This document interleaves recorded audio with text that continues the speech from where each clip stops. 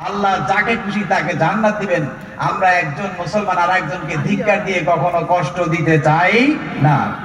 বিশ্ব নবীর হাদিস, বুখারী 391 নম্বর হাদিস। মুসলমান সকলকে বলছি, কখনো একজন মুসলমান আর একজন মুসলমানকে কখনো ধিক্কার দেওয়া যাবে না, কারণ আল্লাহ রাব্বুল আলামিনের চাইতে দয়াশীল মায়াশীল আকাশের নিচে জমিনের উপরে কেউ নাই। রাসূল বলেন, মান সাল্লা সালাতানা ওয়া ইস্তাকবালা কিবলাতানা ওয়া আকালা যাবিহাতিনা ফাযালিকাল মুসলিম ফালা জিম্মাতুল্লাহি ওয়া রাসূলিহি। আল্লাহর হাবিব সাল্লাল্লাহু আলাইহি সাল্লাম বলেন, যে ব্যক্তি তিনটা কাজ করবে, কয়টা? একটু জোরে বলেন, কয়টা? তিনটা।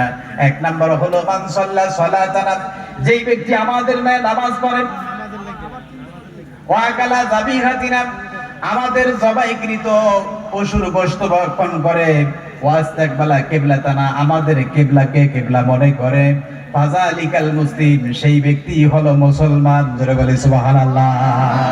কয়টা কাজ? একটু জোরে বলেন, কয়টা?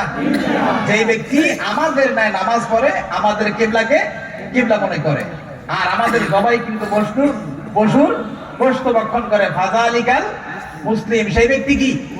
মুসলমান। ফালা জিম্মাতুল্লাহি ওয়া রাসূলিহি, ওই ব্যক্তির জিম্মা আল্লাহ এবং আল্লাহ রাসূলের। জোরে বলি সুবহানাল্লাহ। যেই ব্যক্তির জিম্মা আল্লাহ এবং আল্লাহ রাসূলের হয়, সেই ব্যক্তি জান্নাতি না জাহান্নামী? এত আস্তে বলেন না কেন করণদিবাসী? একটু জোরে বলেন, জান্নাতি না জাহান্নামী? সুতরাং আজকে মুসলমান আমি ঠিক আর সবাই বেঠিক, এমন কথা বলা যাবে না। সকলকে কলিজা দিয়া অন্তর দিয়া মহাব্বত করতে হবে আর ইমানের দিকে ডাকতে হবে। আমি কি একা জান্নাতে যাব না সবাইকে নিয়ে যাব? আমি একা জান্নাতে যাই কি করব যদি সমাজ না থাকে, বন্ধু বান্ধব না থাকে, আত্মীয় স্বজন না থাকে? তো সুতরাং এই সংকীর্ণ মনা যে সমস্ত আলেম সমাজ, আমি সকলকে উদাত্ত আহ্বান জানাবো, রাসূলের যাররা পরিমাণ আদর্শ যদি ওই আলেমদের ভিতরে থাকে, কখনো জাতি বর্ণ দল মত নির্বিশেষে কখনো মুসলমান বিভক্ত হতে পারে কথা বলে, বিভক্ত হতে পারে। সুতরাং কোন মুসলমানদেরকে কখনো বিভক্ত করা যাবে না। আল্লাহ আমাদের তৌফিক দান করুন, বলে আমিন। এবার আসুন মুসলমান, কোরআনুল কারীমের 51 নম্বর সূরা জারিয়াতের 21 নম্বর আয়াতে কারীমে আল্লাহ পাক বলছেন, ওয়া ফি আনফুসিকুম আফালা তুবসিরুন। ও আমার বান্দা, তুমি কি একবার তাকিয়ে দেখবে না আমি আল্লাহ তোমাকে কত সুন্দর করে সৃষ্টি করেছি? জোরে বলে সুবহানাল্লাহ।